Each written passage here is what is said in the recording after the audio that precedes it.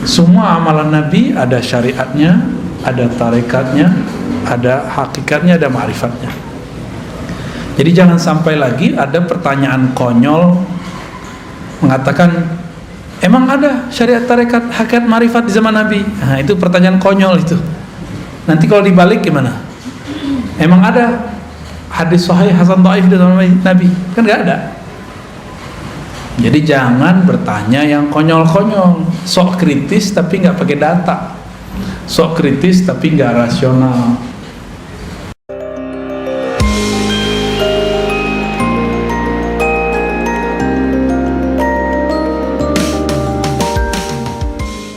Tema kita apa? Syariat, tarekat, hakikat, ma'rifat. Serius nih ngasih judul begini? Gak takut sesat?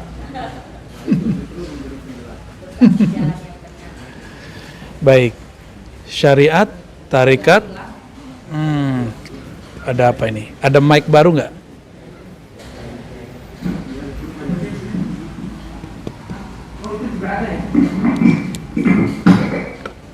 Ini nggak ngefek? Pakai ini kayaknya belum.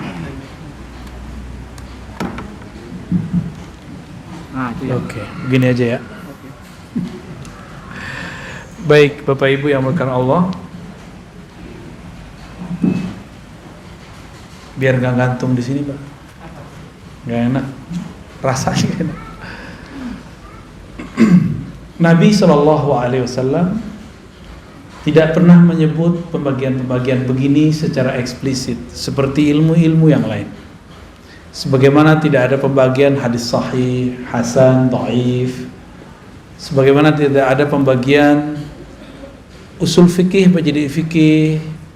Tidak ada pembagian ilmu tafsir. Semua pembagian itu tidak ada. Ya. Siapa yang membagi ini? Para ulama. Karena Nabi itu datang satu paket.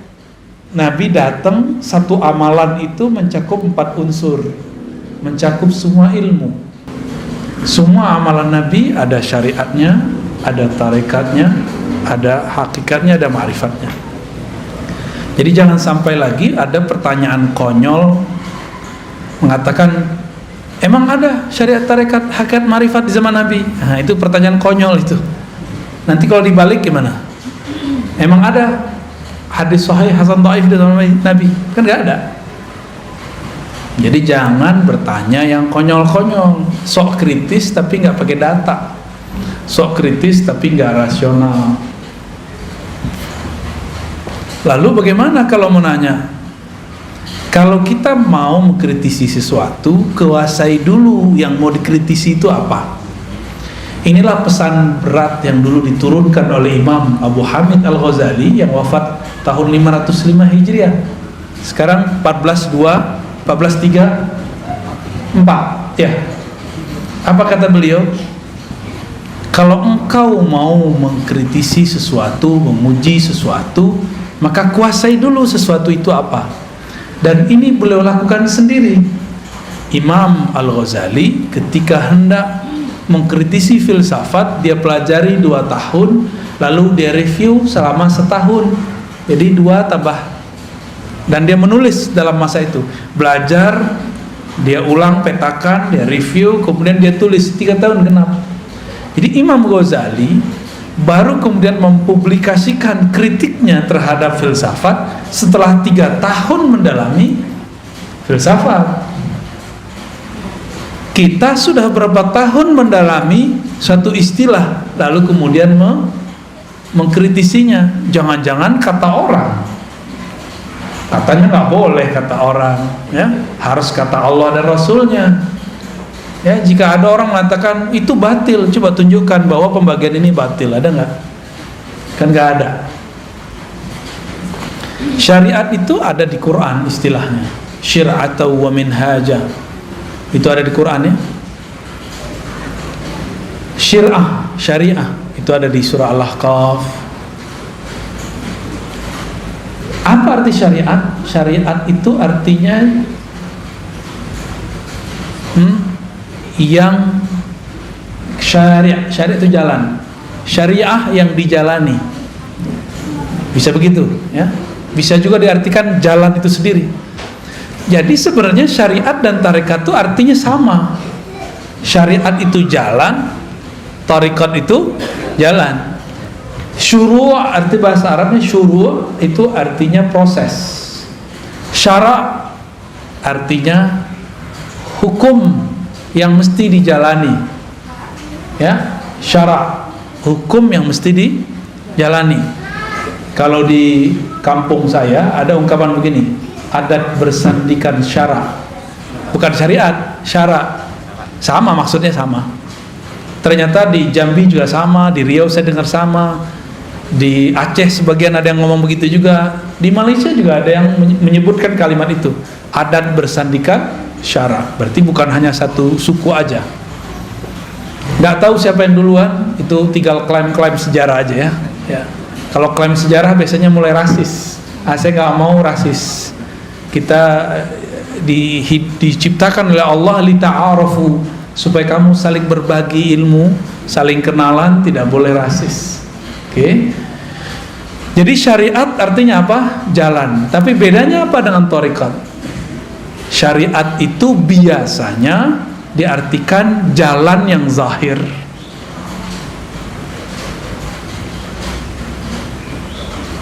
Kaedah-kaedahnya ada pada syariat. Nah, saya menerjemahkannya lebih eksplisit.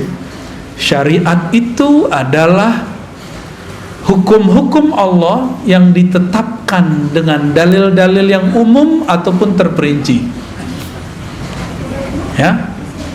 Lalu bagaimana cara melaksanakannya? Namanya tariqat.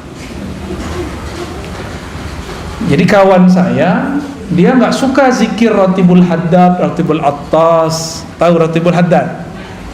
Ya, tahu ya? Ratibul Attas tahu? Atos tahu nggak Atos? Atos, orang Sunda apa arti Atos? Sudah. Ratibul Attas bukan ratib sudah-sudahan. Itu nama imamnya, Al-Imam Al-Habib Al-Attas. Tapi dia punya zikir pagi sore, di-download di smartphone-nya, dan juga dia punya di perpusnya buku kecil. Di dalam Al-Quran surah Al-Ahzab ayat 41 ada perintah, ya ayyuhalladzina amanu zkurullaha dzikran katsira. Al-Ahzab ayat 41. Oke. Wahai orang beriman, ingatlah Allah sebanyak-banyaknya.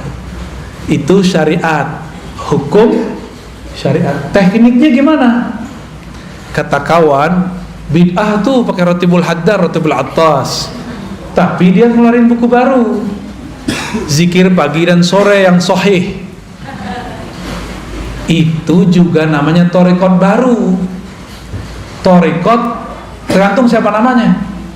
Kalau yang nulis ini namanya Dodo, Eduardo, berarti tarekatnya tarekat Dodowiyah. Kalau ente mancung, tarekat Al-Mancungiyah. Jelek amat nama tarekat ya. Ya. Dulu almarhum Haji Maksum misalnya punya wiridan yang dia kerjakan pagi dan sore. Maka tarekat yang dia tinggalkan boleh disebut dengan Al-Maksumiyah. Gitu. Maka penamaan zikir itu biasa. Ya, boleh-boleh aja. Ya. Kenapa nggak disebut dengan zikir Nabi aja? Ya kan Nabi zikirnya banyak. Saya punya kitab zikir Nabi hampir 10 yang pakai ilmu hadis, dan kalau di luar ilmu hadis banyak, puluhan. Yang ilmu hadis saja pakai riwayat, itu udah pusing kita bacanya. Ini yang mana mau diamalkan duluan? Karena kita bingung, banyak dalil zaman dulu. Boleh meramu obat. Saya mau tanya nih, Bapak Ibu ini, kalau sakit boleh nggak meramu sendiri obat, masuk ke ruang apotek terus ramu-ramu sendiri. Lo kan nggak boleh taklid, katanya nggak boleh taklid. Taklid ke dokter juga nggak boleh dong. Kenapa percaya sama dokter? Taklid sama apoteker juga nggak boleh seharusnya. Kalau kita boleh bilang nggak boleh taklid. Taklid artinya apa? Ikut tanpa tahu kenapa hakikat sesuatu itu ada. Ikut tanpa mengetahui dalil. Kenapa obat kalau batuk ini A, B, C, D? Disebutkan nggak sama dokter? Disebutkan nggak sama apoteker? Enggak. Terus kenapa percaya-percaya aja? Kenapa itu boleh, sedangkan dalam agama nggak boleh? Gitu. Yang mengerti dalil ulama atau orang awam? Ulama. Berarti kalau nanya dalil ke siapa? Kalau kita nanya dalil ke ulama, itu sudah sama kayak kita mau taklid tapi menaik pangkat jadi ittiba.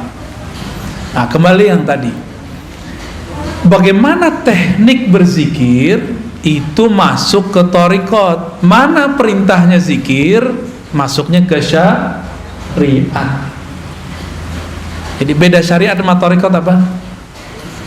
Syariat itu dalilnya, thariqat itu caranya. Mudah toh? Ada perintah, shollu kama ra'aitumuni usolli. Salatlah kamu seperti kamu melihat aku salat. Ada yang lihat Nabi enggak?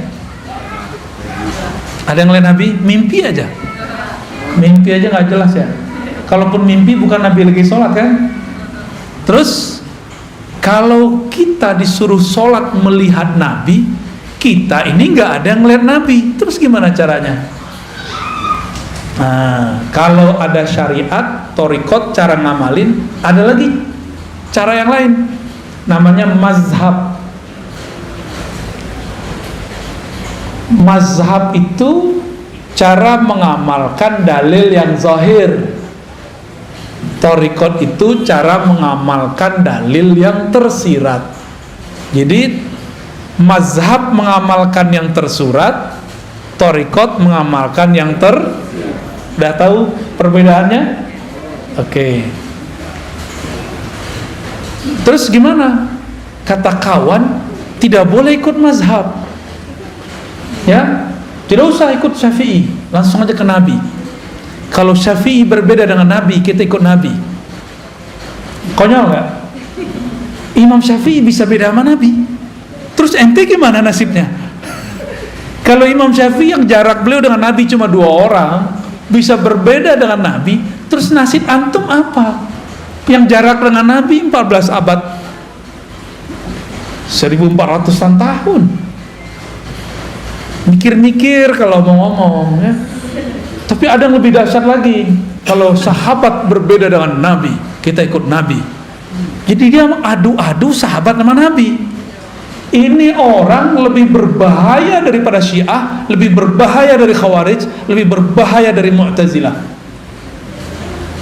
Karena yang mengadu-adu sahabat dan Nabi itu kelompok Syiah, kelompok Mu'tazilah, kelompok Khawarij. Kelompok Syiah bilang para sahabat pengkhianat, merampok, mencuri, mengambil pemerintahan yang Nabi wariskan kepada anaknya, mantunya, lalu diambil oleh mereka. Maka mereka benci ke Abu Bakar, ke Umar, Utsman. Saya nggak tahu Syiah yang di Bandung begitu apa enggak. Kali ada Syiah Al-Bandungi, dia masih cinta sama Abu Bakar, kan kita nggak tahu. Siapa tahu kan beda, namanya doang yang sama. Kalau sama, wah berarti dia bisa saudaraan sama kita. Tapi kalau mereka menghujat sahabat, ya saya hello aja ya. Nggak bisa, kita nggak bisa bersahabat. Ente aja nggak bisa bersahabat sama sahabat Rasul, gimana bersahabat sama kita? Gitu, ya. Ada orang ngomong begitu, bener nggak? Kalau imam mazhab, Imam Syafi'i beda sama Nabi, kita ikut Nabi. Jadi dia pernah berpikir, bersuuzon ke imam. Kalau nabi, imam ini berbeda sama nabi. Imam ini buat ajaran baru. Jadi yang dia pikirkan mazhab itu agama buatan imam. Ini kesalahan besar ini. Ini logika yang nggak nyampe. Buat definisi tapi nggak nyampe. Dan saya sering ketemu dan udah sering contohkan. Mereka ngomong nggak usah ikut Syafi'i, langsung aja ke Sahih Bukhari. Masih ingat? Masih ada nggak orang begitu? Masih ada. Padahal kita udah ngaji kemana-mana, kita ulang-ulang ini. Tanda dia kalau ngeritik kita nggak pernah dengerin video kita. Ya. Imam Bukhari murid dari muridnya Imam Syafi'i. Imam Bukhari ini juga riwayatin hadis, cuma tidak dikenal sebagai periwayat, dikenalnya sebagai imam mazhab. Imam Syafi'i kebalik. Imam Syafi'i dikenal sebagai imam mazhab, padahal juga meriwayatkan hadis. Imam Bukhari berguru ke murid Imam Syafi'i, maka mazhabnya Bukhari itu sangat dekat ke mazhab Syafi'i. Kalau Imam Subuki positif masukkan, Imam Bukhari mazhabnya Syafi'i. Udah positif belum masukkan. Karena pas kita presentasikan ajaran Imam Bukhari hampir dekat dengan mazhab Syafi'i. Lebih tua mana Imam Syafi'i, Imam Bukhari? Lebih dekat mana ke Nabi, Imam Bukhari atau Imam Syafi'i? Jadi kalau kita ikut salaf, lebih orisinal mana, ikut Syafi'i atau Bukhari? Tuh, itu namanya mazhab. Mazhab ini berkembang, tapi di samping kirinya ada thariqat juga berkembang. Dulu ada namanya Imam Hasan Al-Basri. Imam Hasan Al-Basri punya murid namanya Habib Al-Ujaimi. Ada muridnya Daud At-Tai. Daud At-Tai punya murid Ma'ruf Al-Kharqi, Sarri Sakti. Lalu Imam Junaid Al-Baghdadi. Maka dulu disebut thariqat Junaidiyah. Apa nama thariqatnya? Junaidiyah. Tapi thariqatnya lebur, banyak cabangnya. Cabangnya ada thariqat Naqsyabandi, ada Qadiriyah, ada Khalwatiyah, ada Suhrawardiyah, ada macam-macam nama thariqat, pecahan daripada Imam Junaid. Dalam pecahan itu, kita ambil dua sampel, thariqat Naqsyabandiyah dan thariqat Qadiriyah.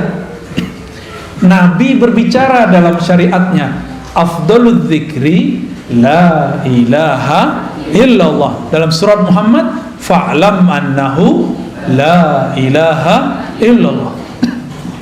Ada syurb, fi syurb, mau ya?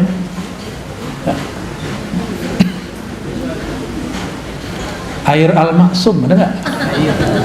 Pakai bahasa Arab gak paham, anda bilang Moya al-maksum. Maaf merepotkan ya. Gak usah pakai gelas, duduk gini aja. Duduk gini aja. Oke. Bismillah.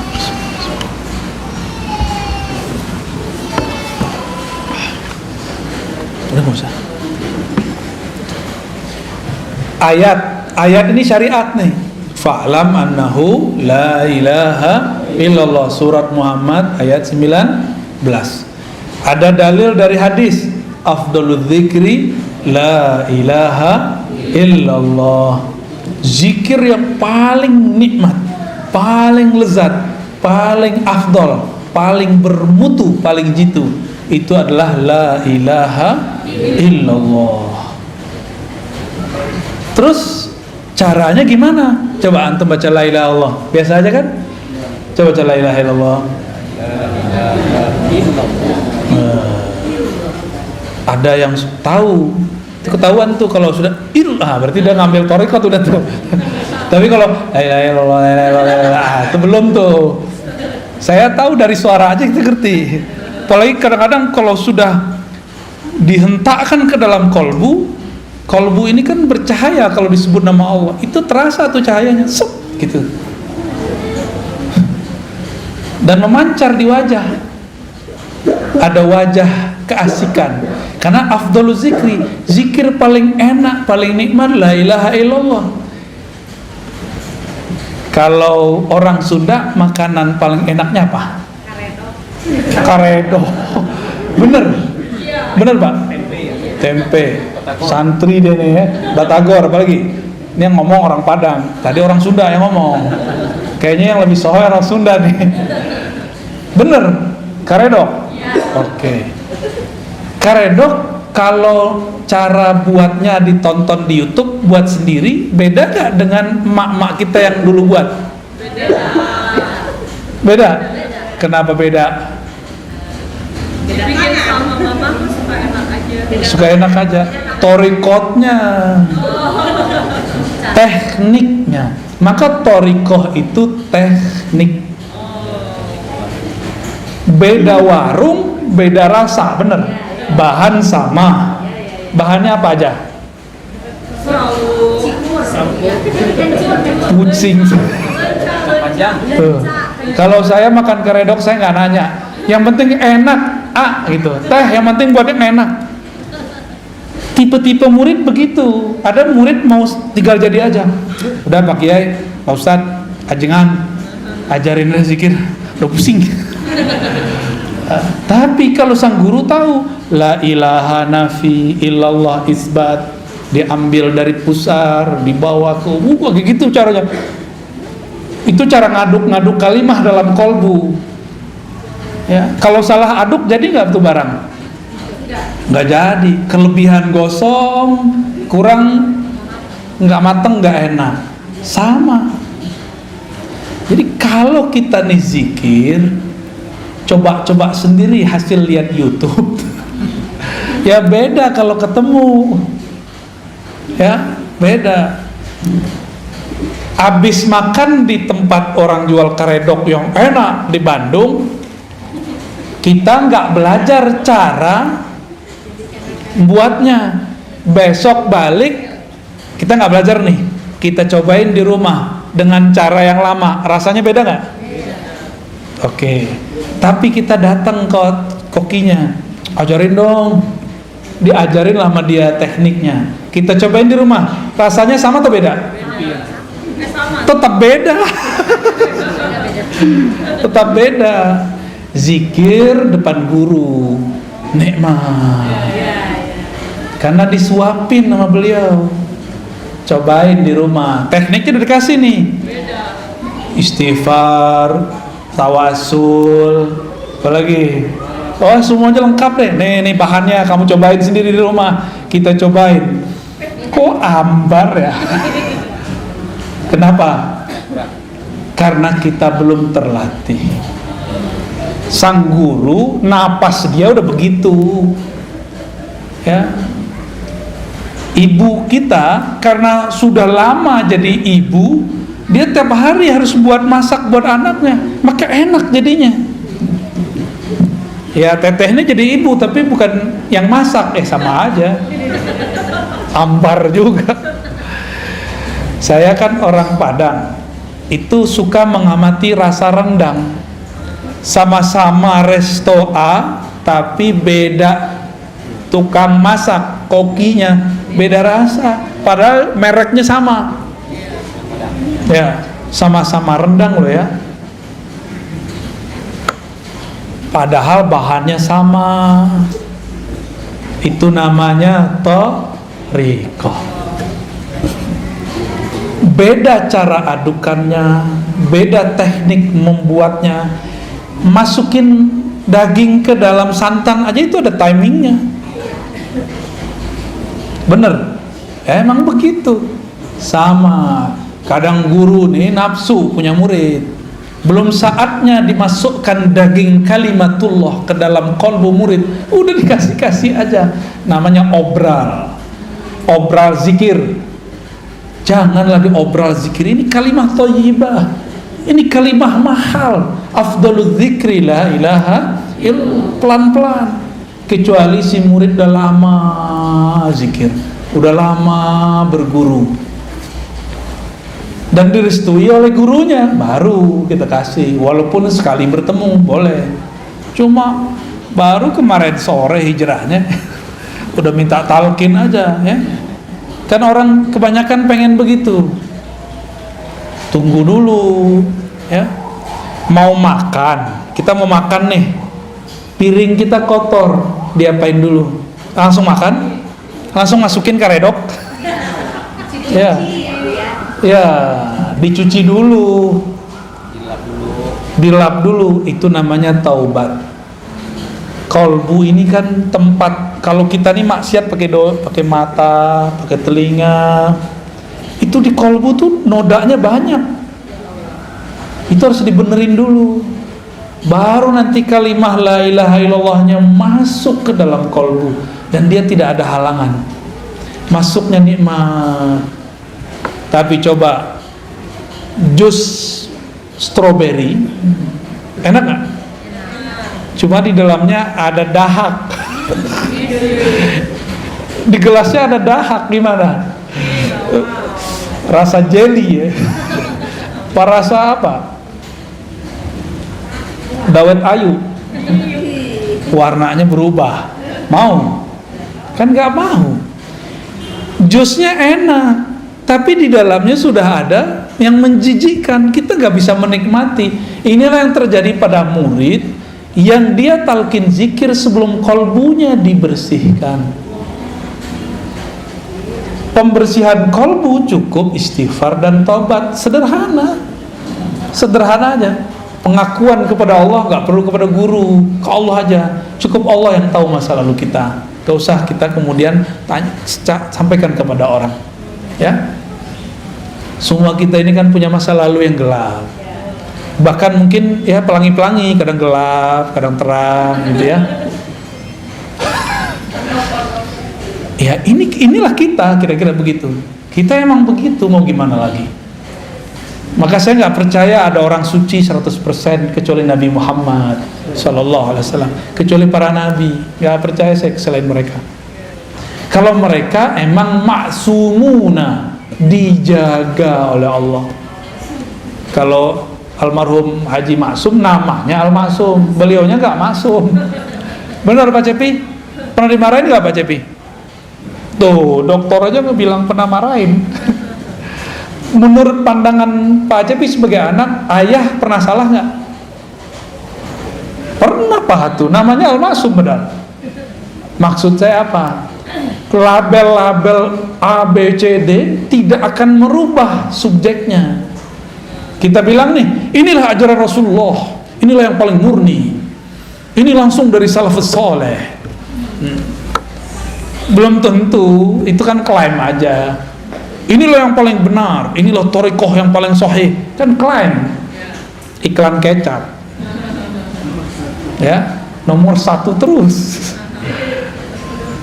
Oke, itu baru thariqah tuh. Udah mulai paham? Sama-sama karedok, tapi beda teknik, beda koki, hasilnya beda. Sama-sama thariqat qadiriyah, tapi beda mursyid, beda guru, beda mentor, beda murabbi, beda hasilnya, beda enaknya.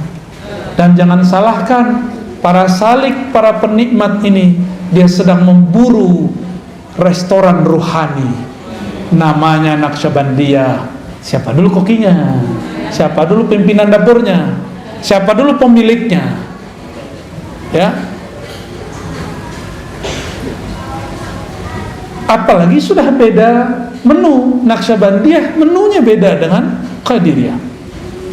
Di Naqsyabandiyah zikir lembut dulu, baru zikir keras. Nggak ada keras juga sih, zikir bersuara aja.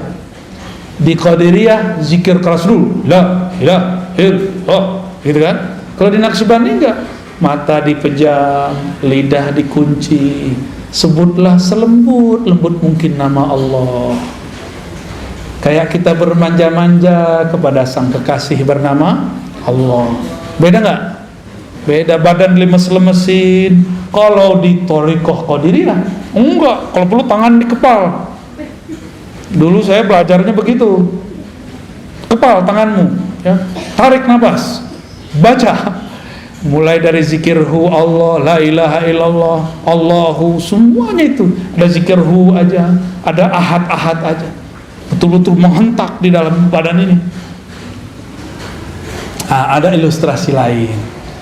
Kita ini ada yang suka musiknya nge-rap, nge-rock, ada yang suka musiknya slow, bener? Ini wajahnya wajah apa nih? Nggak percaya. Ini sukanya apa? Jangan-jangan haram lagi. Sukanya hadroh. Hadroh itu udah separuh-separuh ngerok tuh, tang tung tang. Saya alirannya slow. Jadi kalau datang ke hadroh, saya request yang lembut dikit ya, gitu. Karena kalau denger dulu masih muda banget, seneng. Dulu Thariqah Qadiriyah, Thariqah Samaniyah yang saya pelajari, kita seneng kalau zikir keras, apalagi kalau dikasih duk-duk. Allah, la ilaha illallah. Waduh, nikmatnya bukan main. Kalau seminggu itu nggak ada zikir keras, kayaknya dunia ini hambar. Dulu begitu. Belakangan umur udah nambah, ya senangnya yang adem-adem, yang lembut-lembut, tapi tidak anti zikir keras. Memahami zikir keras ini beda gitu. Cari senangnya yang lembut-lembut. Datanglah Syekh Ahmad Khatib As-Sambasi yang hijrah ke Makkah. Dia belajar 2 thariqah, Naqsyabandiyah, Qadiriyah. Dia gabunglah satu paket. Zikir keras dulu, habis itu lembut. Ya boleh-boleh juga sih. Makanya kalau datang ke pusat-pusat tarekat di Bandung, di Tasik, di Garut, mau jalurnya yang manapun, kalau di Tasik kan sudah masyhur tuh, Abah Anom, Suryalaya, macam-macam. Di sini ternyata juga ada TKN tapi beda jalur. Metodenya sama, keras dulu baru lembut. Kenapa? Karena memang sudah satu menu. Ya, cuma kenapa yang ini enak terkenal, yang itu tidak? Kenapa? Sama kayak rumah makan, yang ini terkenal, yang itu tidak. Padahal bukan rasa, menunya sama, rasanya beda. Jadi lidah ini nyari rasa. Kalau makanannya fisik, maka lidahnya lidah fisik. Kalau kolbu fisik atau non fisik, maka yang dia sedang cari menu-menu makanan non fisik. Oleh karena itu ulama kita mengatakan zikrullah qutul qulub. Zikrullah itu adalah nutrisi makanan kolbu. Ya. Zikrullah makanan kolbu. Saya mau tanya, mau nggak tiap hari dikasih karedok teh? Bapak Ibu, mau nggak tiap hari dikasih apa biasanya? Nasi liwet. Mau nggak tiap hari dikasih nasi liwet? Enak juga. Lama-lama tensinya naik, kolesterolnya naik, lidahnya tiba-tiba jadi asin. Mau nggak tiap hari? Bosan. Oleh karena itu, kolbu ini juga ada kebosanan. Innallaha la yamallu hatta tamallu. Allah itu tidaklah akan bosan selama-lamanya sampai kamu bosan. Maka teknik la ilaha illallah pun ada macam-macamnya. Ada teknik A, ada teknik B, ada teknik C. Zikir keras itu tekniknya beda dengan lembut. Dalam keras itu juga ada beberapa teknik. Bosen. Inilah masalah thariqat. Ini masalah thariqat, ini saya sampaikan nih. Kok thariqat zikirnya 2 aja, la ilaha illallah sama Allah. Padahal zikir banyak. Berarti ada yang belum sempurna dalam thariqat itu. Kurikulumnya kurang lengkap. Ya. Bakal bosen nanti kalau cuma zikir la ilaha illallah doang. Selama-lamanya zikir keras mulu, bosen. Maka harus ada zikir lain. Ada zikir subhanallah, ada alhamdulillah, ada Allahu akbar, ada la haula wala quwwata illa billah, ada hasbunallah wa ni'mal wakil. Ada suluknya masing-masing. Ada suluk subhanallah, ada suluk alhamdulillah, ada suluk Allahu Akbar, la haula wala, semuanya ada suluknya. Dan semua itu turunan dari amalan para nabi atau para malaikat di langit. Hasbunallah zikir siapa? Nabi siapa yang waktu itu dibakar siapa? La ilaha illallah biasa. La ilaha illa anta, siapa yang zikir begitu? Nabi yang dilempar ke perut ikan, Yunus. Maka la ilaha illa anta itu namanya suluk Yunusiyah, tarekat Nabi Yunus. Ada tekniknya. Kalau belum nyampe ke teknik itu, nggak akan ada rasa baca la ilaha illa anta, gitu ya. Ada tekniknya semua. Allah berfirman ke Nabi Musa, Musa, innani anallah la ilaha illa ana, sesungguhnya akulah Allah, tiada ilah, tiada yang berhak disembah, tiada Tuhan kecuali aku. La ilaha illa ana. Oh, ternyata ahli zikir tertentu, dia kalau baca la ilaha Allah, dalam batin dia yang bunyi la ilaha illa ana. Seakan-akan Allah berkalam, lidahnya baca la ilaha illallah, la ilaha illallah, tapi di batinnya seakan-akan Allah bicara seperti kepada Nabi Adam. Itu semua nggak bisa dibuat-buat. Itu semua ada kurikulumnya, ada tekniknya. Kalau seorang mursyid belum mendapatkan tekniknya, dia pun haram mengajarkannya. Dia harus belajar lagi ke mursyid yang lebih tinggi. Di atas mursyid ada mursyid, di atas dokter ada dokter spesialis. Ya, begitu terus. Ada tahapan-tahapannya. Ini kita baru ngomongin thariqah. Teman saya psikolog itu kalau mau terapi orang nggak langsung terapi. Ada namanya conditioning, bener? Dikondisin dulu nih orang, baru berhasil. Sama kalau kita mau mengajarkan zikir atau mau belajar zikir, kondisikan dulu pikiran. Walaupun banyak masalah, minimal pas belajar masalahnya ditaruh dulu, gitu ya. Jangan dibawa masalahnya dalam belajar, nanti gak fokus. Oke? Itu thariqah. Jadi thariqah terjemahannya apa? Jalan atau teknik mengamalkan dalil yang tersirat. Kalau fikih mazhab, teknik cara mengamalkan dalil yang apa kata dalil tersurat? Jika kamu hendak sholat, maka takbirlah, angkatlah tanganmu. Kita takbir, Allahu Akbar. Rasanya ada nggak? Kalau tidak belajar thariqah, rasanya hambar. Gitu. Ya hambar aja. Apalagi orang yang belajar sholatnya lewat buku atau YouTube, lewat video, ya salam. Nabi bilang, sholatlah engkau seperti engkau melihatku. Kita nggak lihat Nabi, maka kita harus cari orang yang ketemu Nabi. Siapa yang ketemu Nabi? Ada nggak? Ya udah, cari guru yang ketemu Nabi. Kita datanglah ke guru yang ngajarin sholat. Kita tanya, antum ketemu Nabi nggak Pak Kiai? Pasti dia bilang tidak, paling mimpi doang. Terus tahu dari mana sholat? Saya punya guru. Gurunya kita tanya lagi terus sampai ke sahabat Nabi. Jadi jarak kita sama Nabi udah 14 abad. Berarti caranya sudah mungkin ada tambahan, ada pengurangan. Supaya tidak ada tambahan dan pengurangan, wajib lewat mazhab, supaya nanti kita nggak salah kira. Kita kira orang berbeda sama kita menambah atau mengurangkan. Jadi kenapa ada kelompok sekarang suka nyala-nyalain ibadah kita? Karena dia belajar fikih bukan lewat mazhab. Mereka anti mazhab. Maka di luar mereka bid'ahkan, gitu. Ya, bahaya nggak tuh? Bahaya sekali. Jadi salah satu musibah di umat ini munculnya kelompok anti mazhab.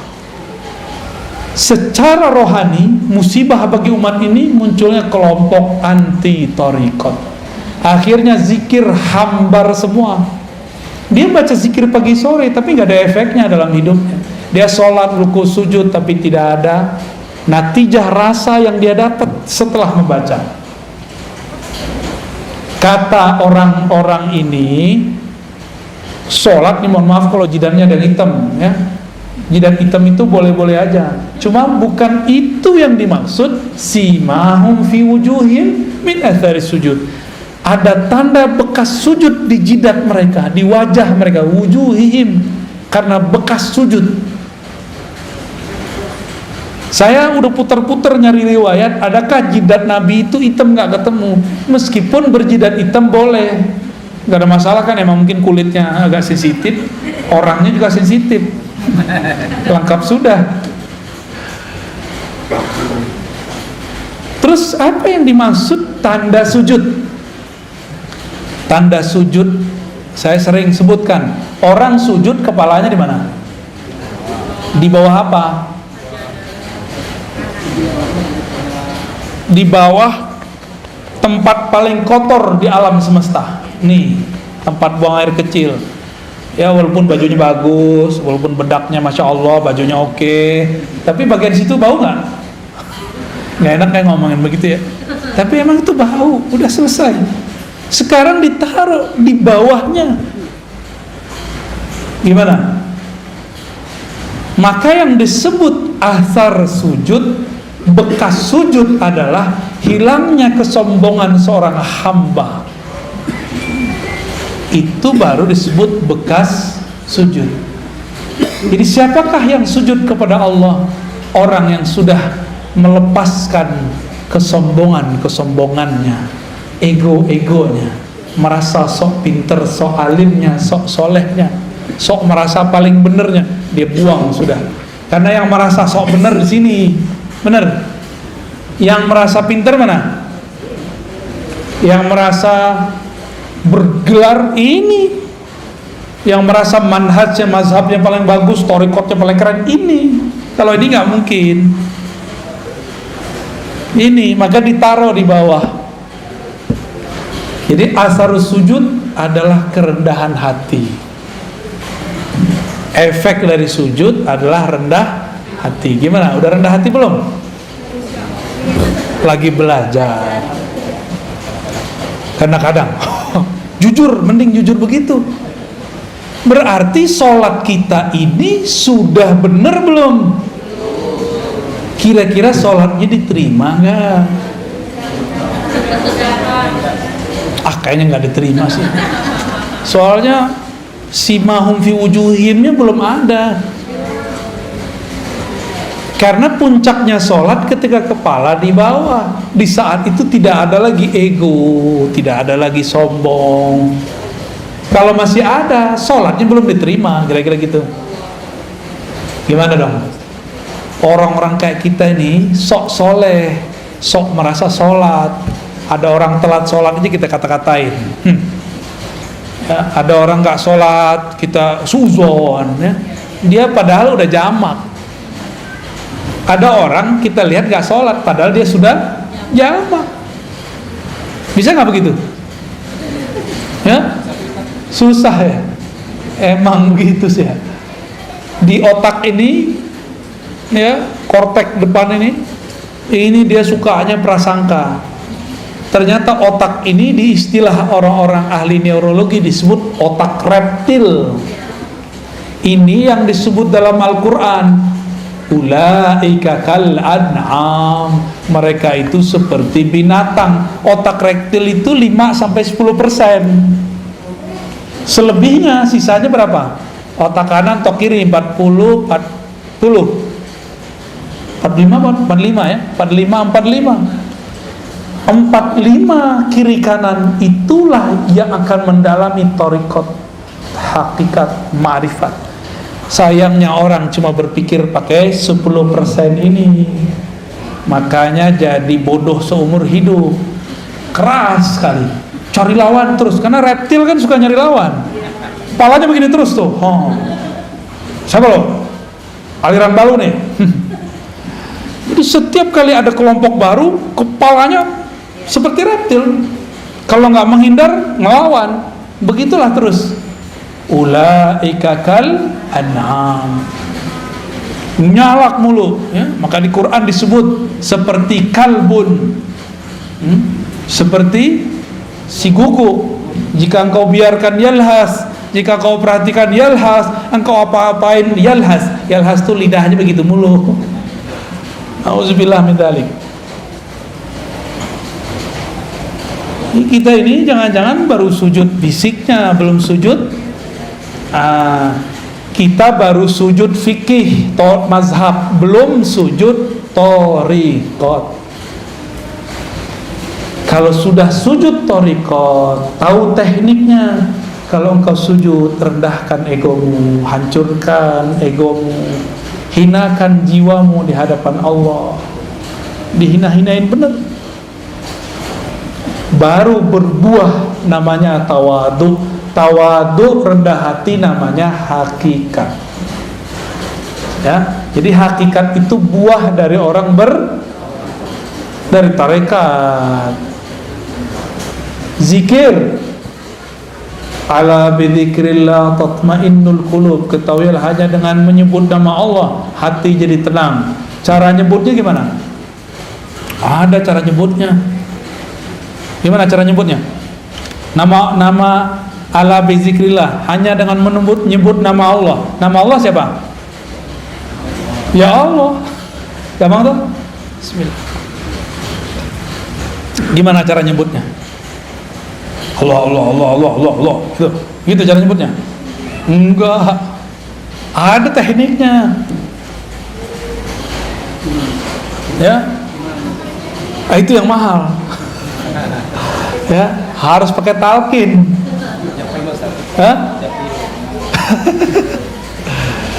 Harus pakai talqin, mahal itu. Maka barang begini nggak boleh diobral, haram hukumnya diobral. Ini mutiara dari Allah, karena dia seafdol zikir. Kalau diobral, orang nggak menghormati barang ini, nanti dapat dibuang. Itulah yang terjadi pada banyak murid. Talqin sini, karena diobral talqinnya, dia tidak pernah lagi mengamalkan zikirnya, karena dia nganggap kita kalau beli cincin tepi jalan pede nggak pakai tiap hari, tapi kalau beli cincin di toko yang eksklusif pede nggak pakai tiap hari, pede. Kira-kira begitu, ya. Ini lebih dari cincin. Ini sesuatu yang kita masukkan ke dalam diri. Mau obral-obralan, maka dalam thariqah kami, talqin itu bukan nomor pertama. Nomor pertama at-ta'allum wa ta'lim, ngaji. Udah bener ilmunya baru talqin. Udah hilang syaknya, sehingga dia tahu nama yang akan dibaca dia adalah zat yang maha agung. Maka dia pun akan mempersiapkan jiwanya untuk membaca. Nggak mungkin lewat Zoom, pasti dijemput kok. Antum ini kan lucu, takut COVID ngaji lewat Zoom, tapi kalau pengen makan resto datang langsung. Ya salam, ya. Nggak adil sama diri sendiri. Takut ngurus badan fisik, tapi virus rohani dibiarkan sampai mati begitu aja lah, ya. Basahin aja terus. Nggak ada perkembangan dalam batin kita. Nggak adil. Innallaha yuhibbul muqsitin. Allah senang sama orang yang adil, yang proporsional, jelas. Lagi pengen sama karedok, ya. Datang ngantri lagi. Masuknya pakai masker pas makan, mungkin. Nih ditutup nih, Mam bisa nggak? Ya kan nggak bisa. Makan pakai masker bisa nggak? Gaya-gaya doang pakai masker. Ya, pas mau makan pasti dibuka. Hilanglah social distancing. Kenapa antum nggak takut? Giliran mau ngaji dempet-dempet dikit takut. Nggak percaya kalau pas ngaji ada rahmat turun, ada malaikat rahmat. Itu di antara antum banyak sekali malaikat rahmat, itu sampai ke atas sana. Nggak ada virus berani masuk. Masuknya paling pas masuk mall tuh, ya. Yang disalahin pengajian sama masjid. Malaikat itu kalau ada orang duduk di tempat zikirnya lalu doa, Allah marhamhu, ya Allah rahmati dia, selamatkan dia, jagalah dia. Malaikat kalau doa mustajab nggak? Dia nggak pernah dosa, ya? Masih takut? Hah? Nggak takabur loh ya, nggak boleh takabur. Tapi insya Allah, ya, yang adil sama diri. Ini bukan nyinggung yang nonton online sama Zoom ini. Kalau yang karena jarak kita maklumi. Ini masih di kota Bandung. Ya, saya aja datang dari Jakarta, masa antum di sini Zoom, gaya bener. Ya, sok higienis, sok jaga badan, tapi nggak jaga rohani. Makanya sampai nanti nggak akan ada peningkatan spiritual. Nih, saya marah-marah nih sekarang sore ini nih. Tapi marah saya begini-gini aja, ya. Mau sampai kapan begini terus, ya? Maka yang hadir kita apresiasi dengan baik. Semoga Allah meridhoi antum lebih kenceng daripada yang udah jelas dari samping sini masih pakai Zoom, gaya bener. Giliran makan ke kantin dempet-dempetan, ya. Betul-betul nggak adil ke dalam diri, ya. Nggak adil. Saya prihatin melihat seperti ini. Kalau mau protokol kesehatan lengkap, prokes-prokesan yang adil semuanya, ya, semuanya rapi. Siap-siap hidup merana. Udah divaksin juga, ya. Terus untuk apa dong kita divaksin, ya? Protes ya, tuh, ya, Pak pemerintah, semua orang udah bosen. Orang udah bosen semua. Tapi gimana lagi, ke depan kita harus pakai aplikasi segala macam lah. Jadi yang pakai fingerprint, dulu kan kantor punya print. Kalau sekarang semua orang harus punya peduli lin, nggak hanya fingerprint, dicolok hidungnya. Kita ikutin aja mainnya, ya. Yang penting kalimah Allah bertahta di dalam kalbu, ya. Yang penting ketenangan muncul di dalam jiwa, harus muncul di dalam jiwa. Jika dilakukan zikir berdasarkan tekniknya, sama dengan orang makan karedok, makan rendang sesuai dengan takarannya, cara masaknya, udah pas sudah. Kalau juga masih belum terasa, jangan-jangan bukan menunya yang salah, tapi lidahnya sedang sariawan. Paham ilustrasi ini? Kalau kita nih belajar zikir, gurunya sudah oke, tekniknya sudah lengkap, tapi belum juga menikmati zikir, jangan-jangan kolbu kita sedang bermasalah, seperti mulut lagi sariawan gak menikmati makanan. Saya kira cuma orang Padang yang pedes, orang Sunda cabai rawit gak dicampur apa-apa, giling. Gimana? Udah? Pernah nyoba? Doer gak bibirnya tuh? Gak berani. Tuh orang Padang gak berani, orang Sunda berani. Pantesan lebih pedas dari kita, ya gak? Maaf, canda-canda. Itu torikot. Hasil dari bertorikot, tenangnya kolbu dalam berzikir, namanya hakikat. Kita punya kesimpulan, punya hikmah. Oh begini ya kalau zikir dikerjakan secara benar, hasilnya begini. Kita tahu metodenya, tahu teorinya, paham hikmahnya. Ini namanya hakikat. Ya, jadi hakikat itu pengetahuan yang diperoleh setelah menjalani hakikat. Tapi hati-hati, tidak semua pengetahuannya tepat.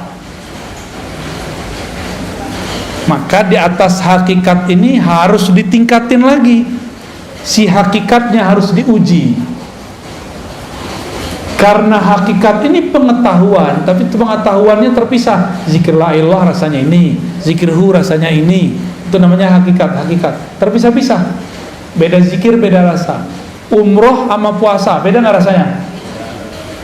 Keasikan umroh haji berbeda dengan keasikan tahajud, benar? Pilih mana? sama-sama pegel loh kaki tahajud, sama-sama tawaf. Kenapa orang lebih sering memilih umroh? Padahal mau ketemu Allah di rumah juga bisa, nggak mesti ke Ka'bah kali. Kenapa? Karena menu, orang bosan satu menu. Ada rasa yang didapat di dalam umroh beda dengan rasa yang dapat dalam tahajud. Rasa ini menghasilkan pengetahuan. Pengetahuan inilah yang disebut ilmul yaqin. Ilmu yakin. Paham? Kira-kira? Dhamma lainnya hakikat. Sehingga kita punya keyakinan, kalau aku baca ini, aku yakin begini, itu orang udah punya hakikat. Maka orang yang sudah mengerti hakikat, jika ada orang bersyariat sholat 1000 rakaat, dia cukup 2 rakaat, itu udah sama. Kalau orang bersyariat belum mengerti ilmu yakin, dia sholatnya baru by pahala. Kalau ada pahala dia sholat, kalau nggak ada pahala dia nggak sholat. Kalau orang mengerti hakikat, dia sudah tahu bahwa sholat itu jangan harap pahala, tapi ada sesuatu di belakang itu. Inilah yang disebut oleh Nabi, orang alim tidur lebih ditakuti oleh setan daripada orang yang itu, maksudnya yang punya ilmu hakikat. Kalau ilmu yang zahir-zahir mah biasa. Lalu apa beda hakikat dengan ma'rifat? Hakikat itu masih bisa luntur, hakikat itu masih bisa salah. Keyakinan kita kadang-kadang belum tepat. Dari mana kita tahu? Yang paling banyak dapat ilmu hakikat waktu di surga itu malaikat namanya Azazil. Tetap saja tergelincir, dipecat dari malaikat namanya iblis. Iblis itu ahli hakikat. Dengan ilmu hakikatlah dia menyesatkan orang-orang ahli zikir yang tidak berguru. Pernah berguru terus ninggalin gurunya. Pernah bermajelis lalu keluar dari majelis. Orang-orang begini dicaplok sama iblis. Apa kata iblis? Zikir kamu keren ya, karena zikir kamu banyak orang sembuh nih. Kamu sebenarnya mursyid yang lebih sakti daripada gurumu. Mulai terbersit. Kita lebih sakti dari guru. Tuh, kena tuh dah. Pernah nggak ngelihat ada orang begitu? Ya, murid kiai besar buat tarekat baru. Ini nasib dia ini. Keluar dia dari halaqah. Karena terbersit dalam hatinya, dia lebih sakti dari gurunya. Dia nggak sadar gurunya sedang pura-pura nggak bisa, ngetes dia aja. Guru pura-pura nggak bisa ngeruqyah, nggak bisa. Oh, saya nggak bisa doain air, pura-pura aja. Bukan berarti dia nggak bisa. Dia nguji antum itu, ngerasa sakti nggak melebihi guru. Banyak yang terpedaya di situ. Apalagi urusannya udah ketemu pulus, ya. Apalagi urusannya udah ketemu pengikut. Orang merasa pengikut itu aset dia. Waduh, gawat. Banyak orang tergelincir pada bab ini. Banyak sekali. Oleh karena itu, orang sudah bertarekat dapat hakikat masih bisa tergelincir. Contohnya Barsisah. Contohnya Musailamah Al-Kazzab. Itu Musailamah kan dulu ikut nulis wahyu. Musailamah ikut nulis wahyu, Bang. Khidmah ke Rasulullah. Maka kita berdoa orang-orang yang berkhidmah untuk agama ini, untuk kita tidak belok di akhir nanti. Amin. Ya, ini bahaya benar. Kenapa? Si Musailamah ini melihat harian Nabi, dia mikir, Nabi mah biasa aja orangnya. Kita begini ya dia begini. Kita begitu, dia begitu. Akhirnya dalam pikiran apa? Nabi ini orang biasa kayak. Kejadianlah sekali, ada penulis wahyu selain Musailamah. Nabi turun ayat kepada Nabi. Tapi Nabi gak bacakan semua. Nabi masih tertegun, keasikan membaca ayat. Si penulis wahyu ini diizinkan Allah terbuka tarbir rohaninya. Dia dengar Jibril baca ayat. Surat Al-Mu'minun itu tentang penciptaan alam, penciptaan tubuh kita. Fatabarakallahu ahsanul khaliqin. Dengar dia.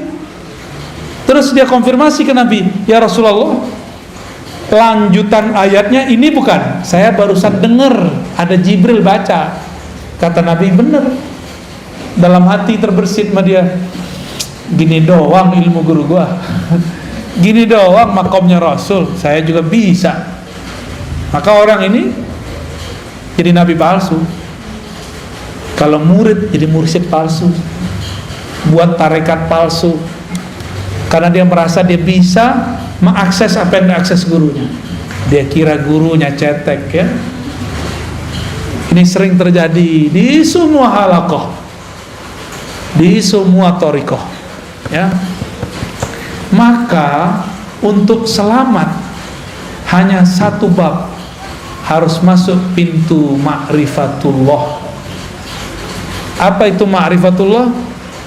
Disebut ma'rifatul Muhammadiyah, mengenal hakikat Nabi Muhammad sallallahu alaihi. Dalilnya apa? Qul in kuntum tuhibbunallah fattabi'uni. Katakan jika engkau cinta Allah maka ikuti aku sang Muhammad. Maka dia harus ikut ma'rifat Nabi Muhammad sallallahu alaihi wasallam. Nabi ketika sholatnya banyak, beliau gak bilang supaya kalian selamat. Nabi bilang, aku ingin bersyukur kepada Allah. Nabi ketika dapat wahyu gak bilang, gua doang yang bisa dengar, lu gak gitu. Kalian gak bisa. Gak ada Nabi kesombongan begitu, gak ada.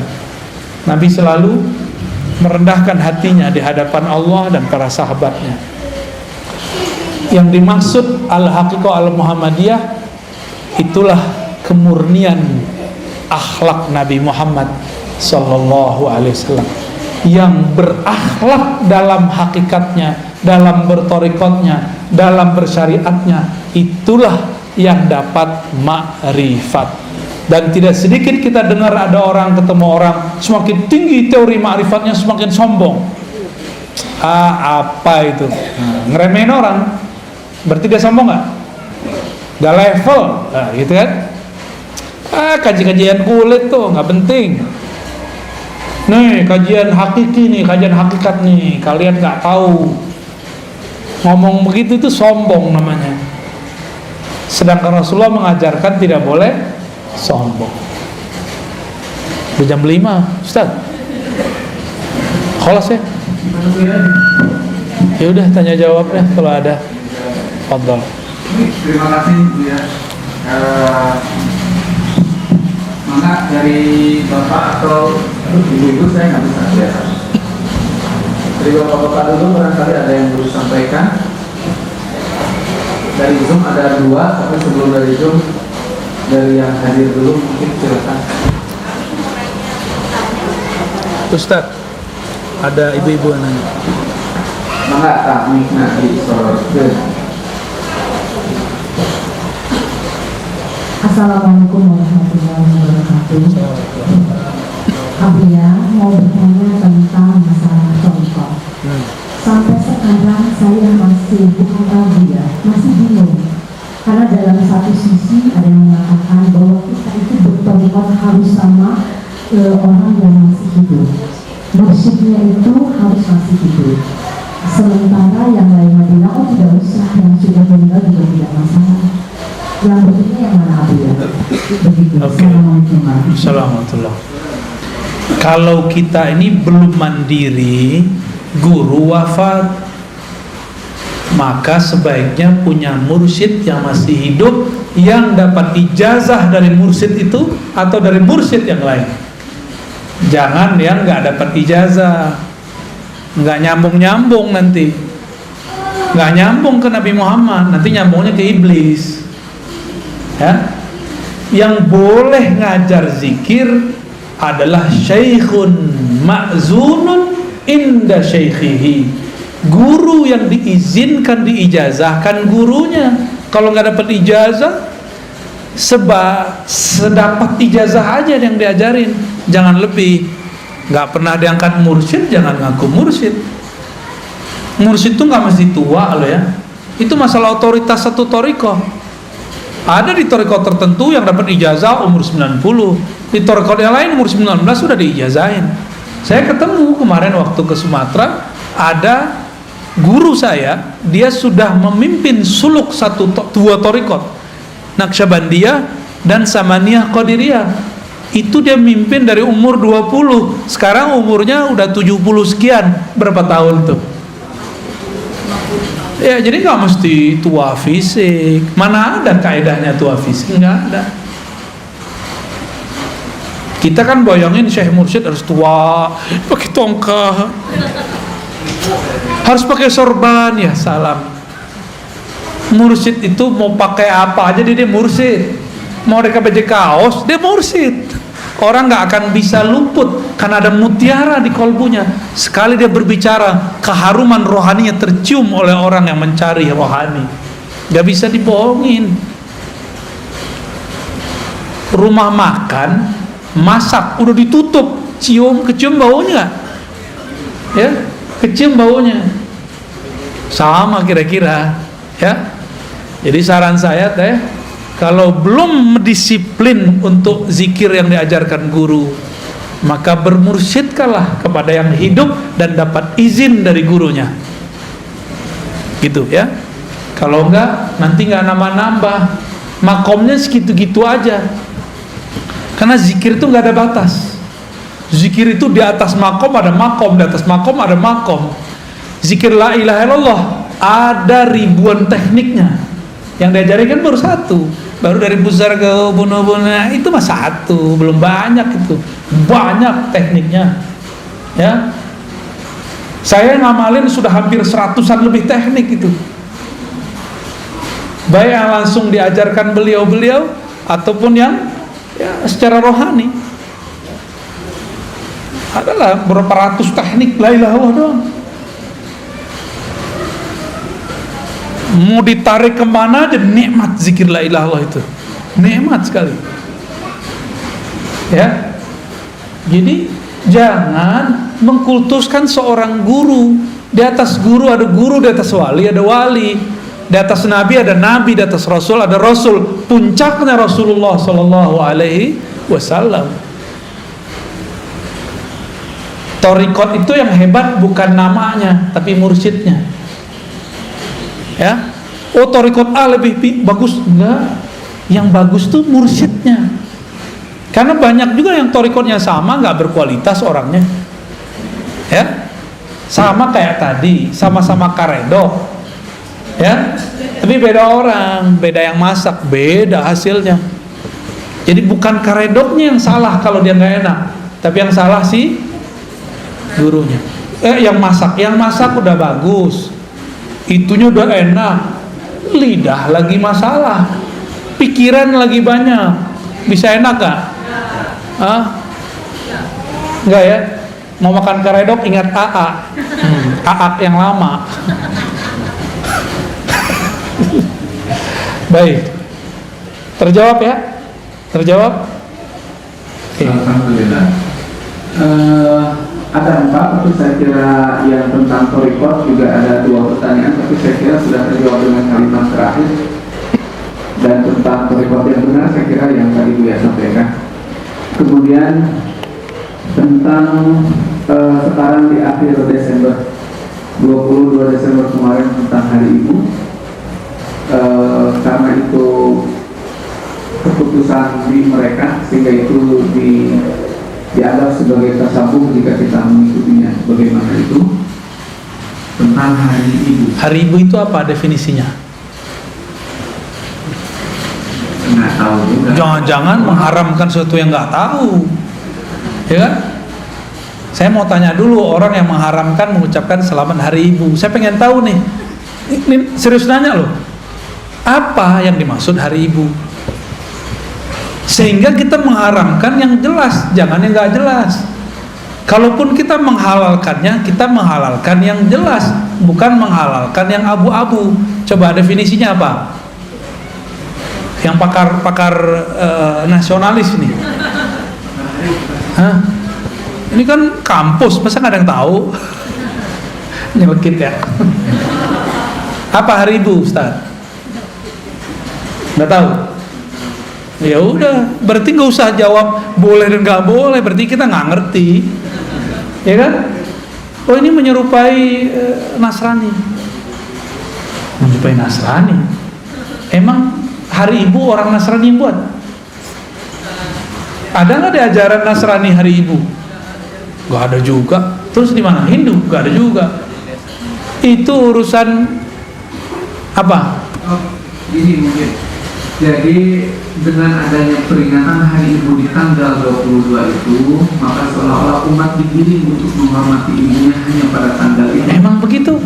Ya, sedangkan Oke, good. Berarti ada orang yang mendefinisikan Hari Ibu, dia buat definisi sendiri. Definisinya barusan tuh dari antum tuh. Apa kata si orang ini? Kata antum tadi apa? Tanggal 22 seolah-olah menghormati ibu hanya pada tanggal itu, sehingga umat tergiring untuk ke situ di hari lain. Oke, sekarang kita tanya sama yang menetapkan Hari Ibu tanggal 22, apakah begitu maksud dia?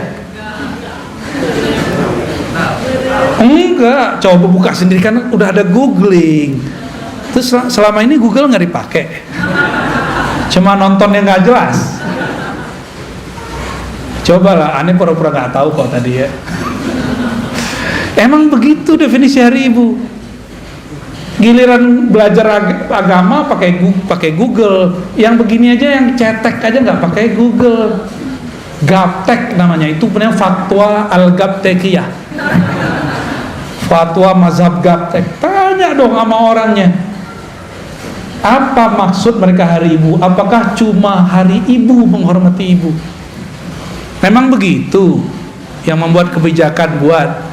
Enggak kok, kita aja suzon. Jadi kita buat definisi sendiri, terus kita haram-haramin. Sama kayak orang mau posting video, buat sendiri videonya, rekam sendiri, posting sendiri, like sendiri, puji-puji sendiri, wow keren. Ya salam. Ini zaman benar-benar bahlul bener ini.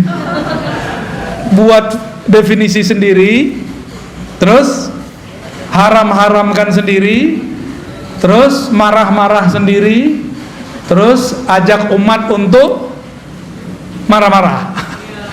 Gak begitu kalau kita mau berfatwa. Fatwa itu ada ilmunya. Gak boleh fatwa pakai nafsu. Fatwa itu pakai ilmu. Sebelum berfatwa wajib memetakan masalah yang difatwakan. Selesai memetakannya, baru kita bilang ini yang masalah di sini, yang itu tidak masalah, atau ini masalah semua. Harus sama dulu persepsinya.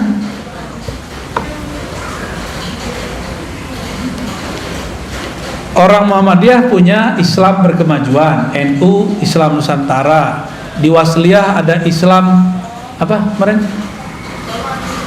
Waktu kita ke Wasliyah, saya lupa ada istilahnya. Di Medan kemarin, orang Persis gimana? Islam apa? Islam murni. Ya, pasti adalah jargon-jargon gitu. Benar? Ada orang buat definisi Islam Nusantara itu Islam sholat pakai bahasa Jawa. Ntar kalau yang benci Muhammadiyah, Islam berkemajuan, nanti sholatnya pakai bahasa Inggris, maju. Emang begitu? Saya buat definisi sendiri, terus saya salah-salahin orang, diketawain nggak? Jadi kalau kita mau menentang, menerima, mengamalkan sesuatu, tanya definisinya kepada yang punya barangnya. Namanya tabayyun. Ijja'akum fasikum binaba'in fatabayyanu. Itu Ustaz ya. Jadi gimana? Boleh nggak Hari Ibu? Boleh. Harus. Ya? Harus. Ya. Berarti Hari Ibu bukan menggiring umat, hanya menghormati ibu, Hari Ibu saja, benar? Ya. Kalau begitu definisinya ada masalah nggak? Tapi kalau definisinya Hari Ibu adalah hanya hari itu aja menghormati ibu, itu baru nggak benar. Tapi ternyata definisi itu nggak ada kan? Nggak ada. Ya sudah udah beres kok. Kita aja yang cari-cari masalah, rame-rame sendiri, tengkar-tengkar sendiri. Itu mah undang masalah. Mengundang masalah. Ya, emang ada bahasa Arabnya bahsul masail, cari-cari masalah. Jangan-jangan pertanyaannya masalah ya? Bener. Ya lanjut. Yang satunya lagi juga saya kira harus dibahas dalam bahsul masail. Tapi yang saya akan bacakan tentang thariqah aja. Apakah saya boleh ikut thariqah Buya? Banyak tadi yang harus diikutinya 100 lebih ya. Masya Allah. Jadi gimana dong? Itu pertanyaan antum kali. Thariqat saya ngaji. Jadi ngaji aja dulu. Ngaji dulu, 1, 2 ngaji. Antum hafal nggak? Yang kedua apa? Ngaji. Hah? Tuh, baru lupa. Ini khidmahannya aja lupa. Apalagi antum. Ya? Khidmah. Yang ketiga baru talqin. Jadi saya nggak mentalkin kecuali saya lihat orangnya sudah berkhidmah baik ke perjuangan thariqah atau ke umat. Kita lihat dia. Atau dia sudah berkhidmat jauh untuk dirinya. Ada orang datang dari mana-mana. Dia udah lama ngaji, udah mentok. Kita lihat hikmatnya bagus, kita talqin. Tapi itu nomor 3, bahkan nomor 4 gitu ya. Terus apa lagi? Sholawat. Maka orang ikut thariqat kami nggak punya sholawat, keluar aja ya. Kita sholawat minimal 313. Atau kalau nggak bisa 100 pagi 100 sore. Tuh nggak bisa juga ya 10 pagi 10 sore, nggak bisa juga. Nggak bisa juga. Udah diskon tuh ya, thariqat ad-diskonia suwe. Terus apa lagi? Mujalasalatul sholihin, duduk bersama orang soleh, bergaul dengan orang soleh. Kita ini kan gak soleh, kita ini masih rusak. Supaya kita ini terbentuk dengan kebaikan, maka carilah komunitas orang baik. Jangan-jangan kita lah yang merusak komunitas yang lama. Ya, jangan bilang tuh komunitas itu jahat tuh, aku kalau di sana pasti rusak. Kita yang merusak mereka. Nih teman saya nih ada mantan nih. Kalau dia nggak ada, kata temannya nggak ada lo nggak ada rame, nggak ada dia nggak mabuk orang. Nggak ada dia nih, orang nggak mabuk.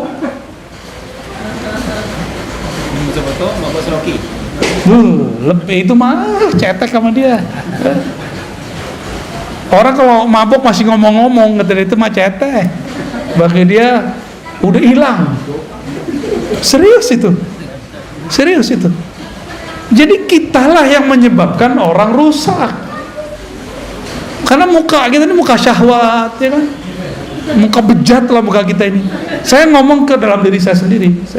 Bahwa di dalam diri ini ada kebejatan, ada kenakalan. Saya ngomong begini bukan untuk antum saja, untuk diri saya sendiri. Karena gejolak itu masih ada dalam diri saya. Karena wajar umur masih belum terlalu tua, masih muda dong. Iya, masih seger lah. Gejolaknya kuat. Lebih berat saya kali daripada antum. Saya ketemu banyak orang, macam-macam warna kulit, macam-macam, pusing kita. Tapi kalau karena di dalam ini jorok mikirnya. Kalau dalamnya bening jadinya. Kalau dalamnya oke, keluarnya oke. Ya. Jadi tuduhlah, katakan ke dalam diri, wahai jiwaku yang penuh dengan kemunafikan, jangan engkau tuduh orang lain munafik. Itu sebabnya kita perlu berkumpul dengan orang-orang soleh. Orang soleh bukan soleh pakaian. Pakaian tidak pasti. Soleh dalam artian solihun, yang sesuai lahir dan batinnya. Itu bahasa Arab. Soleh itu sesuai, lahir batinnya sesuai. Ya, baik. Apa thariqat terakhirnya apa? Hah? Salamatus sadr, nggak nyimpan dendam, benci, suuzon, buruk sangka kepada orang lain. Bisa nggak? Hah? Ada tekniknya. Ya, apa lagi? Masih ada? Adab. Ya, susah kalau sendiri, kalau berguru gampang. Ya, ajari aku. Ya, itu kurikulumnya itu ada 7, ya, ada 7. Dari situlah kita kemudian bergerak. Ya, sekarang marhalahnya baru 1, 2, 3, 4 ini muter-muter. Ya, ta'lim, ta'alum, khidmat, talqin, udah. Ini masih yang concern. Jadi kenapa orang torikot masih busuk-busuk hati? Karena dia nggak nyampe ke salamatus sodar, cuma zikir-zikir doang. Zikir kalau belum istighfar, tambah banyak zikirnya, tambah besar dendam dan sombongnya. Jadi harus ada zikir pembersih, ada zikir menaikkan makom. Kalau belum dibersihkan dengan istighfar dan tobat, udah zikir la ilaha illallah kan naikin makom. Dia naik, nodanya juga naik. Tubuh pohon ini berkembang, benalunya nggak dipotong, tambah gede pohon, tambah gede juga si benalunya. Maka carilah guru yang bisa membersihkan parasit dalam diri kita. Parasit itu ya menjalar dalam jiwa. Semua kita itu sama. Ya. Mungkin nggak mursyid punya penyakit hati, mungkin, tapi dia tahu cara ngobatinnya. Kalau antum dikit aja nggak tahu caranya, ya, kira-kira begitu ya. Oke, pertanyaan terakhir, ya, apa ada lagi? Ini kita sering di belakang ada juga tuh. Ada, tuh di belakang itu. Bukan di belakang antum, ada hantu. Ya, Alhamdulillah sebagai senangnya. Ya, sila mau dikasih ke belakang? Masih ada di belakang, baik. Terakhir ya dari ibu ya. Ya, angkat. Assalamualaikum warahmatullahi wabarakatuh. Assalamualaikum. Barakallahu ya. Saya termasuk yang selalu menyimak ceramah Ustaz di YouTube. Jangan hanya Pak Ustaz. Torikot YouTube ya. Tapi sekarang jangan ya, sudah langsung. Alhamdulillah. Ini saya mau bertanya Ustaz. Apakah seseorang bisa ma'rifatullah tanpa tahu nama ruhnya? Saya tahu itu dari YouTube, dari Ustaz. Dan apakah yang boleh mengenal nama ruhnya itu hanya orang-orang tertentu saja, atau siapa saja boleh tahu? Baik, Terima baik. kasih Ustaz, kalau bisa saya mau. Ini dosisnya ada dosis 1000 ini. Oke. Ilmu tentang nama ruh ada pada bab keempat. Berarti ada bab 3, ada bab 2, ada bab 1. Bab 1 ini awal. Bab pertama namanya Ma'rifatul Asma. Mengenal nama-nama Allah. Makanya talqin zikir pasti nyebut nama Allah. Orang begini masih bisa kenal Allah tanpa nama ruh. Ya. Jadi 1, 2, 3 dapat diperoleh tanpa nama ruh. Tapi yang keempat itu ma'rifatuz zat, hanya dapat diperoleh oleh ahlur ruh, orang yang punya nama ruh, jika dia ikut suluknya ruh. Dan itu baru saja dibuka ilmunya, ya. Masih panjang jalannya ini, masih panjang. Sekarang yang ada torikot itu 3 yang pertama, yang 4 belum. Belajar ma'rifatul asma, itu nomor 2. Bab kedua, nomor pertama. Bab kedua, ma'rifatul af'al, mengenal perbuatan-perbuatan Allah, cara kerja Allah. Dan yang ketiga, ma'rifatus sifat, mengenal sifat. Sampai nomor 3 itu tidak perlu mengenal, tidak wajib mengenal nama ruh, bisa semua. Ya, nanti Allah kasih sendiri, mungkin potongan depan namanya. Allah yang ngasih tahu. Atau dia mimpi ketemu Rasul kasih nama dia.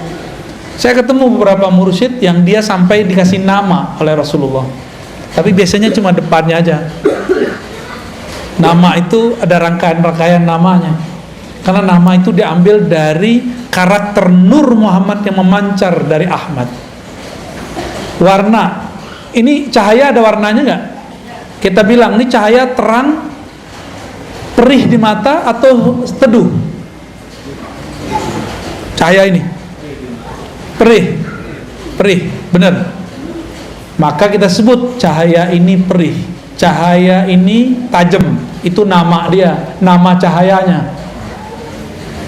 Tapi menerangkan nggak? Oh, cahaya ini walaupun tajam, dia menerangi ruangan. Itu nama berikutnya. Maka satu cahaya bisa banyak nama. Nah, Ahlur Ruh itu ngasih nama cahaya itu. Nama itu sebenarnya sudah ada sebelum kita lahir. Sebelum kita ke alam ini, kita sudah ada belum? Sudah. Jika hidup di sini nggak pakai nomor KK dan KTP, bisa kemana-mana nggak? Ruh kalau nggak punya nama nggak bisa masuk ke badan kita. Emang Allah main serabut-serabut doang ngambil ruh, sud gitu, nggak bisa. Ada daftar nama yang antri untuk ditiupkan. Ada namanya dia. Dan yang punya pengetahuan mengenai nama ruh bukan saya, Bu. Saya cuma penjelas metodologi keilmuannya. Mungkin ada santri yang nggak sabar, terus keceplosan ngomong, Buya Ustadz nih muter-muter aja.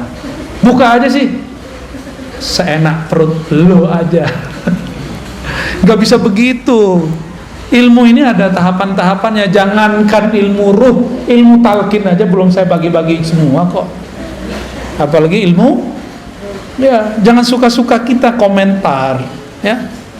Ini zaman orang komentar suka-suka. Antum komentar, hati-hati. Nabi mengatakan dalam hadis Sahih Bukhari, bisa jadi satu kalimat tidak terasa keluar, tidak terasa diketik, tapi membuat yahwi ila jahannama sab'ina kharifa. Itu membuat dia terjatuh ke dalam jurang-jurang jahanam 70 kharif. Saya nggak tahu terjemahan yang pas tuh kharif itu. Selapa lamanya orang udah mati dari kemarin, dia belum nyampe-nyampe juga. Ada munafik mau dilempar oleh Allah di masa Rasulullah. Itu dia sampai sekarang belum nyampe itu ke bawah. Karena kalimat itu sok dalamnya itu sab'ina kharifan, 70 kharif. Dalam kayak palung Mariana kalau di laut tuh. Dalamnya bukan main. Hati-hati komentar. Ya, saya nggak pernah biasanya menghiraukan orang berkomentar, tapi kalau dikomentar tentang nama ruh, ini agak sedikit kita tandain, ya. Hati-hati ente, ya. Hati-hati itu aja. Nabi Musa ingkar dikit aja diputus sama Nabi Khidir. Padahal itu sudah buat kontrak itu. Kita bukan nabi, men ingkar-ingkar aja. Siap-siap diputus dari ilmu ruh. Ilmu ruh itu ilmu paling mahal. Paling mahal itu. Sabar-sabar Bu ya. Sabar-sabar. Nanti kalau ada komunikasi dengan teman-teman riba, daftar aja nama ruh. Kalau beruntung kita ketemu ahli yang ngasih nama ruh, kita mintain namanya. Ya. Ada nama ruh, tenang aja ya. Tapi itu kelas 4 itu. Sekarang belajar zikir thariqat yang ada aja dulu ya. Amalin aja yang ada. Aduh, pertanyaannya udah berat nih, padahal kita ngaji baru berapa bulan nih. Sekali sebulan lagi kan. Pertanyaannya soal Iya. Udah cukup. Saya kira gimana Pak? Cukup ya. Oke. Baik. Boleh. Baik, kami masih ada acara lagi. Mohon maaf tidak bisa sampai maghrib di sini, dan seperti biasa salamannya dengan hati aja ya, bil qulub. Gak usah juga dokumentasi lah, gak usah lah. Cukup di hati aja ya. Semoga tidak mengurangi kehikmatan kita bergaul bersama, bermujalasah, duduk bersama. Bapak Ibu yang bukan Allah, terutama sahibul bait ya, Dr. Cepi dan tim, semoga antum yang buat kegiatan ini diberkahi oleh Allah. Semoga dijaga selalu oleh Allah ya. Dan beliau yang mendirikan ini, Allah berikan kenyamanan, kebahagiaan, cahaya di alam sana. Amin ya rabbal alamin. Bagi kita yang hadir, jangan berhenti. Ruh itu tidak pernah puas mempelajari nama Allah, sifat Allah, hafal Allah, dan rahasia-rahasia Allah. Selamat penasaran. Assalamualaikum warahmatullahi wabarakatuh. Warahmatullahi wabarakatuh.